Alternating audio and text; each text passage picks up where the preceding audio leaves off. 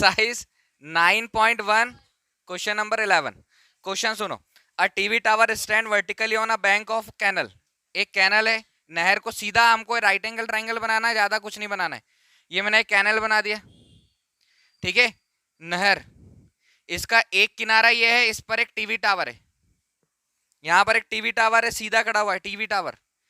हमको सिर्फ right angle triangle बनाना है। अभी मैं यहाँ पर थोड़ा सा डिजाइन भी कर दे रहा हूँ, लेकिन सिर्फ राइट एंगल ट्राइंगल बनाना है। ये कैनल यहाँ से लेकर यहाँ तक नहर, इसके एक किनारे पर एक टीवी टावर है। कैनल के दूसरे किनारे, नहर के दूसरे किनारे से इसके शीर्ष पर देखने पर, यहाँ पानी, शीर्ष से शीर्ष पर देखने पर एंगल ऑफ एलिवेशन कितना बन रहा है? 60 डिग्री। कोई डाउट है इसमें? डायग्राम जैसा बोल रहा है क्वेश्चन वैसे डायग्राम बनाना है। आगे the angle of elevation of the top of the tower is 60 degree. फिर आगे from another point 20 metre away from this point, from another point 20 metre away from this point, जो 20 मीटर दूर बिंदु है वो इससे 20 मीटर दूरी पर है। इससे दूर है, कितना दूर है? 20 मीटर। तो इस पॉइंट से कितना आगे आए हम लोग? 20 मीटर। ये कहां से कहां तक है? यहां से यहां तक। इस पॉइंट से 20 मीटर आए, यहां से फिर इसको देखा टीवी टावर के शिखर पर, टॉप पर, तो एंगल ऑफ एलिवेशन कितना बन रहा है? 30 डिग्री। वो बोल रहा है find the height of the TV tower. तो हम इसको कितना लेट कर देते? h। ये है टीवी टावर, ठीक है। ये टीवी टावर है, इसकी हाइट h मीटर हो गई। दूसरा कॉन्सेप्ट हमको यहां से लेकर यहां तक पूरा पता होना चाहिए। तो कैनल की विड्थ जो है, नहर की चौड़ाई, इसको कितना मानना पड़ेगा? x। तो अब पूरा यहां से लेकर यहां तक कितना हो जाएगा? 20 + x। कोई डाउट है क्या इसमें? डायग्राम पूरा परफेक्ट और पूरा कंप्लीट ऐसे ही बनाना है डायग्राम, ठीक है। बट फाइंड कैसे करना है? और फाइंड दैट गिवन दैट कैसे लिखोगे? Find that height, find height of TV tower, naming कर दो A B C D. TV tower A B equal h metre. टीवी टावर की ऊंचाई यहीं से लिख लेना, A B equal h metre. और विड्थ, विड्थ ऑफ कैनल, नहर की चौड़ाई, नहर की चौड़ाई के लिए नेमिंग क्या है? सीबी। सीबी इक्वल हमने कितना माना है? x metre. गिवन क्या है? गिवन दैट इससे इस बिंदु के बीच की दूरी, मतलब जो एक सी पॉइंट था नहर के दूसरे किनारे पर, सेकेंड बैंक पर, बैंक मतलब किनारा, वहां से 20 मीटर फिर दूर गए और फिर से देखा इसके टॉप पर, तो कितने डिग्री का एंगल बन रहा था? फिर 30 डिग्री का। उसके बाद हमको विड्थ ऑफ कैनल, कैनल की चौड़ाई, और height of TV tower find करना था। तो गिवन दैट है डिस्टेंस बिटवीन डी टू सी, हिंदी में डी से सी के बीच की दूरी। डायग्राम बनाने के बाद ऐसा लिखोगे, पहले नहीं लिख सकते। डी सी इक्वल कितना? 20 मीटर। कोई डाउट? दो ट्राइंगल कंसिडर करोगे। पहला ट्राइंगल ए बी सी, उसमें एक एंगल बन रहा 60 डिग्री का। दूसरा ट्राइंगल ए बी डी, उसमें एक एंगल बन रहा है 30 डिग्री का। तो in triangle, in right angle triangle, पहला ट्राइंगल है समकोण त्रिभुज, ये वाली स्टेप समझ में आना चाहिए। समकोण त्रिभुज ए बी सी, ये वाला ट्राइंगल, सिर्फ छोटा वाला ट्राइंगल, जिसके अंदर हाइट और विड्थ दोनों आ रही है। तो ये हो जाएगा tan theta equal perpendicular upon base. Sir यही क्यों लिया? क्योंकि परपेंडिकुलर है और बेस है, परपेंडिकुलर और बेस और एक एंगल बन रहा है। Sine cos tan cosec sec cot, 6 trigonometric ratio में परपेंडिकुलर और बेस किस किस में? टैन में और कॉट में। तो टैन ही लेना है हमको, टैन ही चल रहा है हमारा। Tan theta equal perpendicular upon base, Hindi में लंब बटे आधार। थीटा कितना है? टैन थीटा के प्लेस पर हम कितना लिखेंगे? 60।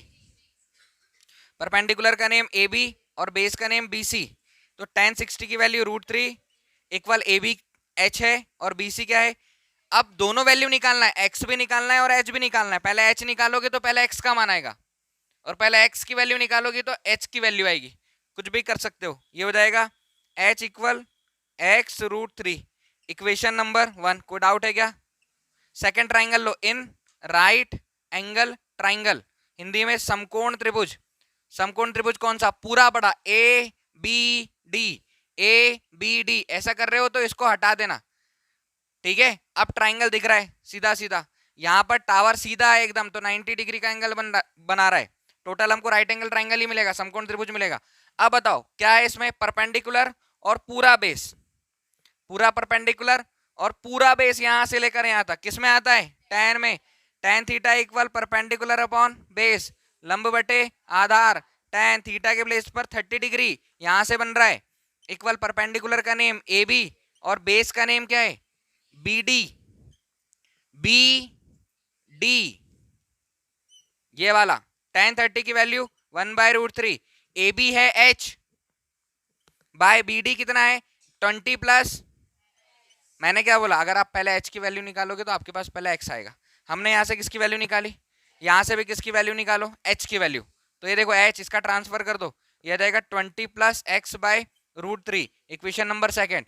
इक्वेशन 1 में भी h इक्वल इतना है, इक्वेशन 1 में h इक्वल इतना है। बताओ 5 बराबर 4 और 4 बराबर 5, तो क्या 4 बराबर 4 5 बराबर 5 सही तो है, मैंने कुछ उल्टा बोल दिया और कुछ बताना था, फिर भी जो है वो सही है। h की वैल्यू या तो यहां से उठाकर यहां रख दो, चाहे तो यहां से उठाकर यहां रख दो। मैं डायरेक्ट लिख दे रहा हूं, फ्रॉम इक्वेशन 1 एंड 2, समीकरण 1 और समीकरण 2 से, इसको मिटाना नहीं है ना, समीकरण 1 समीकरण 2 से, इसमें h की वैल्यू पुट कर दो, 20 प्लस x/√3 इक्वल, h किसके इक्वल है, x√3, h किसके इक्वल है, x√3। तो यहाँ पर h के प्लेस पर हम कितना लिख देंगे, x√3। हमने पहले ही बोला h पहले फाइंड करोगे तो पहले कौन आएगा, x, पहले x फाइंड करोगे तो फिर पहले कौन आएगा √3 का इधर मल्टीप्लाई कर दो, √3 का √3 में मल्टीप्लाई 3x, √3 का √3 में मल्टीप्लाई √3 3 करनी 3 3 और यहाँ पर क्या जाएगा x, यह जाएगा 20 प्लस x, इसका ट्रांसफर इधर करो 3x माइनस x, इधर कितना 20, 2x इक्वल 20, 2 से कैंसिल 10, x इक्वल कितना आया, x क्या है, कैनल की विड्थ है, तो x इक्वल 10 मीटर, हमको h भी चाहिए। तब फ्रॉम इक्वेशन 1 हिंदी वाले लिखना समीकरण 1 से, समीकरण 1 क्या है, h इक्वल x√3, तो h इक्वल x√3, x कितना फाइंड किया है 10√3, या तो आंसर ये आएगा 100%, या तो h इक्वल 10 इंटू √3 की वैल्यू 1.732, तो h इक्वल 17.32 मीटर। तो जो टावर है वो कितनी हाइट का है 17.32 या 10√3 मीटर, और ये जो विड्थ है कैनल है वो कितने मीटर की है 10 मीटर की। कोई डाउट क्वेश्चन में, क्वेश्चन क्या था, एक कैनल है, नहर है, उसके एक किनारे पर एक टीवी टावर है, दूसरे किनारे से देखने पर एंगल ऑफ एलिवेशन, उन्नयन कोण नीचे से ऊपर 60 डिग्री का बन रहा है। जिस पॉइंट से एंगल बन रहा है उससे फिर 20 मीटर दूर गए, 20 मीटर दूर फिर से एक पॉइंट लिया, वहां से फिर से उसके टॉप पर देखा, शिखर पर देखा, एंगल कितने डिग्री बन रहा था 30 degree. Find the width of canal, canal की चौड़ाई, और हाइट ऑफ टावर, टावर की ऊंचाई निकालो। कोई डाउट है क्या क्वेश्चन में, लिखे आंसर आ गया। क्वेश्चन नंबर 12 सुने, from the top of 7 metre building, 7 metre building के ऊपर से, from the top of 7 metre building, मतलब अब बिल्डिंग है 7 मीटर की, डायग्राम बन गया, क्वेश्चन सॉल्व हो गया। डायग्राम अगर कंफ्यूज कर रहा है तो क्वेश्चन नहीं बनेगा, ठीक है। क्वेश्चन सुने, question number 12, from the top of 7 metre building, एक 7 मीटर की बिल्डिंग है, तो 7 मीटर की एक बिल्डिंग बना लो, 7 मीटर की building, from the top of 7 metre building, ये बिल्डिंग बना ली कितनी 7 मीटर, और उसके टॉप से बोल रहा है यहां से आगे, the angle of elevation of the top of a cable tower is 60 degree. अब यहां से एंगल ऑफ एलिवेशन बन रहा है, उन्नयन कोण बन रहा है, तो केबल टावर इस बिल्डिंग से बड़ा होगा, ठीक है, केबल टावर इस बिल्डिंग से बड़ा होगा। सारे केसेस में राइट एंगल ट्राइंगल बनाना है, सारे केसेस में राइट एंगल ट्राइंगल, समकोण त्रिभुज। यहां से 7 मीटर बिल्डिंग के टॉप से एक एंगल ऑफ एलिवेशन बन रहा है, इसके सामने एक केबल टावर है, इस बिल्डिंग के सामने, ये बिल्डिंग है, फिर से सुनो क्वेश्चन, बिल्डिंग 7 मीटर है, इसके टॉप से, इसके सामने केबल टावर है, तो इसके टॉप से इस पर ऊपर देखने पर एंगल ऑफ एलिवेशन, यहां से यहां से कहां देख रहे हैं हम ऊपर, एंगल ऑफ एलिवेशन कितना बन रहा है 60 डिग्री, तो यहां से एंगल ऑफ एलिवेशन कितना बना लिया। कोई डाउट है क्या, और क्या बोल रहा है, and the angle of depression of its foot, और इसके पैर का मतलब बेस का नीचे का एंगल ऑफ एलिवेशन कितना बन रहा है 40 degree, sorry angle of depression, अवनमन कोण, यहीं से एक बार उसने यहां देखा और यहीं से एक बार कहां देखा, नीचे, कितने डिग्री का एंगल बन रहा है 45 डिग्री। तो वो बोल के रहा है find the determine the height of the tower, tower की जो हाइट है वो डिटरमाइन करो। अच्छा बताओ ये 45 है, अगर हम यहां से यहां तक इसको x मानेंगे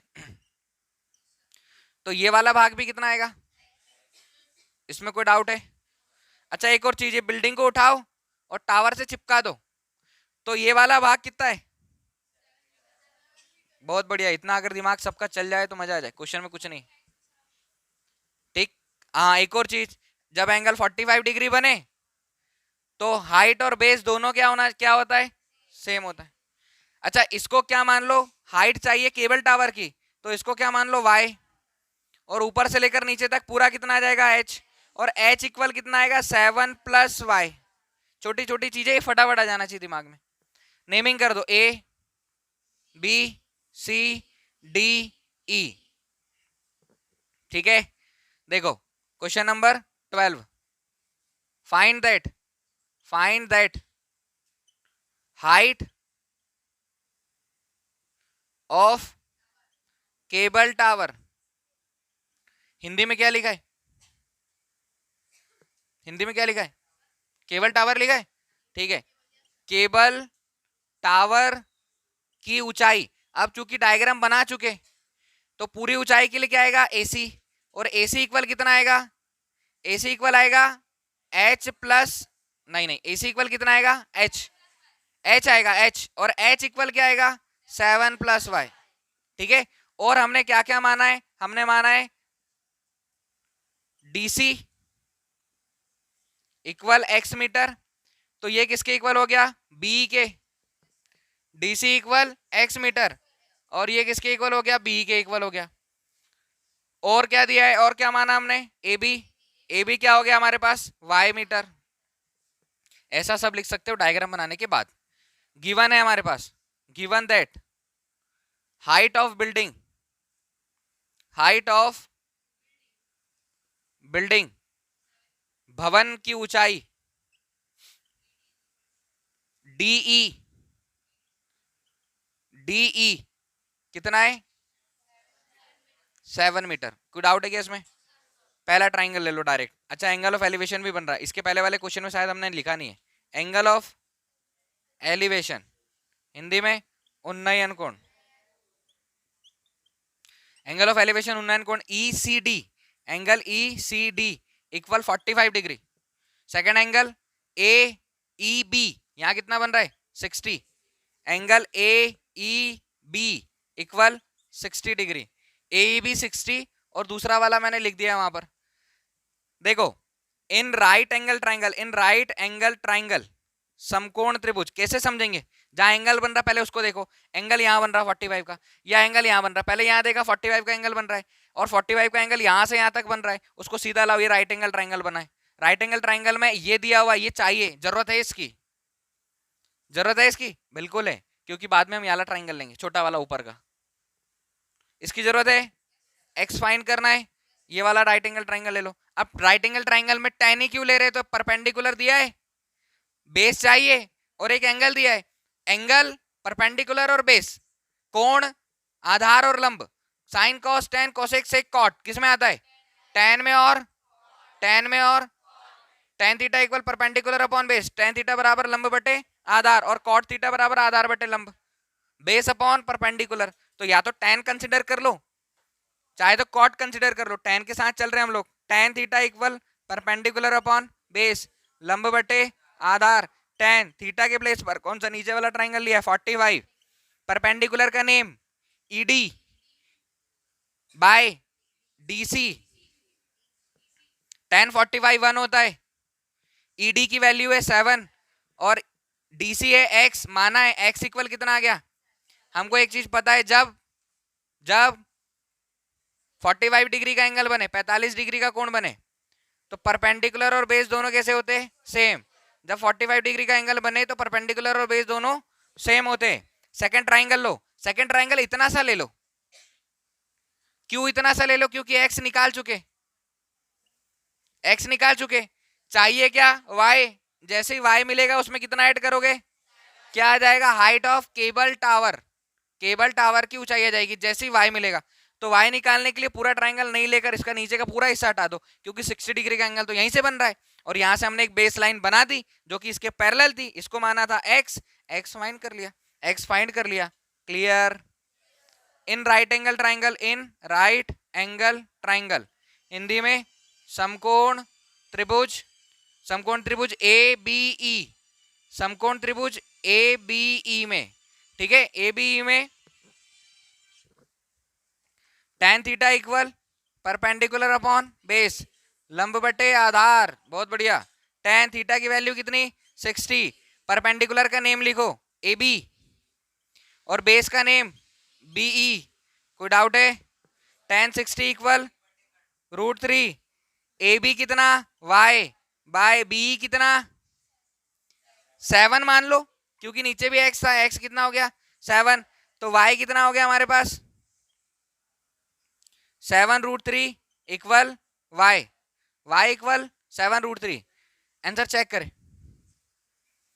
सेंस h इक्वल क्या है 7 प्लस, और h इक्वल 7 प्लस y के प्लेस पर कितना लिख दोगे 7√3, दोनों में से क्या कॉमन निकाला, क्या बचा 1 प्लस √3।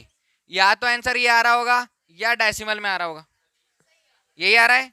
और अगर डेसिमल में लाना होता तो क्या करते, √3 के प्लेस पर 1.732, तो 1.732 और 1 को ऐड कर देते तो 2.732, जो आता उसमें किससे मल्टीप्लाई कर देते 7 से, 7 से गुणा कर देते, एक आंसर वो आता। बट अभी समझ आया, क्लियर है। Question number 13, as observe from the top of 75 metre height light house, ये लाइट हाउस है,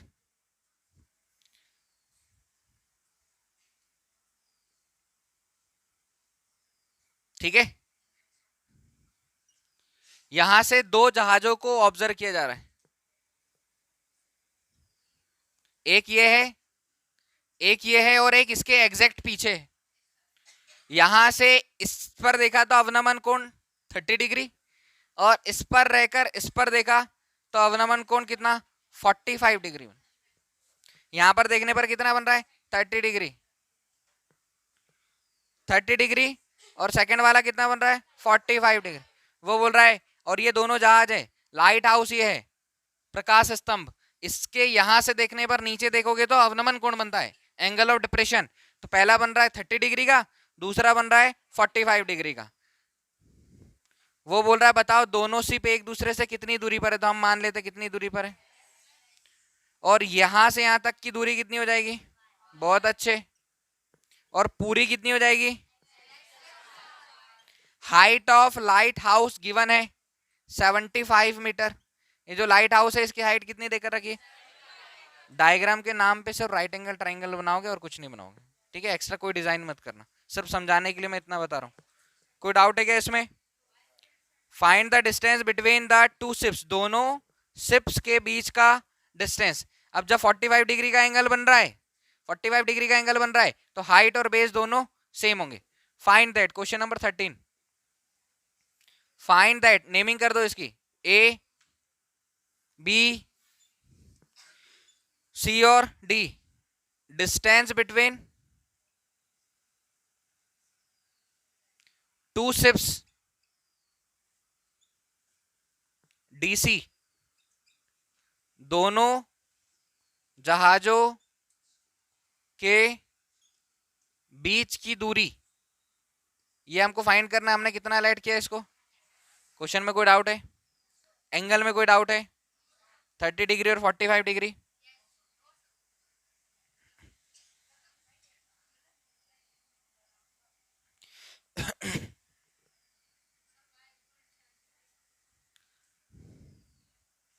और क्या लाइट किया हमने, BC equal Y metre, given है height of lighthouse, tower बोल रहे हो, लाइट हाउस की ऊंचाई AB 75 मीटर। दो एंगल ऑफ डिप्रेशन बन रहे, एंगल ऑफ अवनमन कोण पहला अवनमन कोण angle A C B equal 45 degree, A D B 30 degree. पहला triangle in right angle triangle A C B, समकोण त्रिभुज ए सी बी में tan theta equal perpendicular upon base tan theta की जगह पर 45, परपेंडिकुलर है A B, perpendicular A B, तो ये लिख दोगे A B by base B C, tan 45 1, A B की वैल्यू है 75 बाय बी सी की वैल्यू है वाई इक्वल कितना आ गया 75 मीटर, वाई पूरा 75। जब 45 डिग्री एंगल बने तो हाइट और बेस इक्वल होती है, सॉल्व करना पड़ता है, लिखना नहीं पड़ता है। In right angle triangle A B D, in right angle triangle A B D, समकोण त्रिभुज ए बी डी में फिर से वही काम tan theta equal perpendicular upon base equal लंब बटे आधार। tan थीटा क्यों लिया, क्योंकि परपेंडिकुलर है और बेस के भाग में से एक भाग चाहिए, तो परपेंडिकुलर और पूरा बेस है और वो आता है tan और cot में, tan और cot भी ले सकते हैं, cot से भी सॉल्व होगा। सेक कोसेक साइन ये नहीं लेंगे क्योंकि उसमें हाइपोटेनियस आता है, हाइपोटेनियस की जरूरत नहीं है। tan थीटा के प्लेस पर 30, परपेंडिकुलर का नेम ए बी और बेस का नेम क्या है डी बी। tan 30 की वैल्यू 1/√3, ए बी की वैल्यू 75 और डी बी कितना है हमारे पास x प्लस वाई। कोई डाउट है इसमें, ट्रांसफर करो x plus y, cross multiply, इसका इधर इसका इधर, ये हो जाएगा 75√3, इसको इधर पहुंचा दिया, x y निकाल कर लाए हम लोगों ने, x प्लस वाई के प्लेस पर 75 इक्वल 75√3, x इक्वल कितना 75√3 माइनस 75, दोनों में से 75 कॉमन, क्या बचा √3 माइनस 1। आंसर चेक करें, यही दिया है क्या, ये दिया है, आया समझ रूट में, और नहीं तो सॉल्व करना रहेगा तो √3 के प्लेस पर 1.732, 1.732 में से 1 माइनस जाएगा 0.732, 75 से 0.732 में इंटू कर देना, दूसरा आंसर आ जाएगा। बट इतना बोला है तो हम भी मेहनत नहीं करते। समझ आया? क्वेश्चन नंबर 13 लिखे।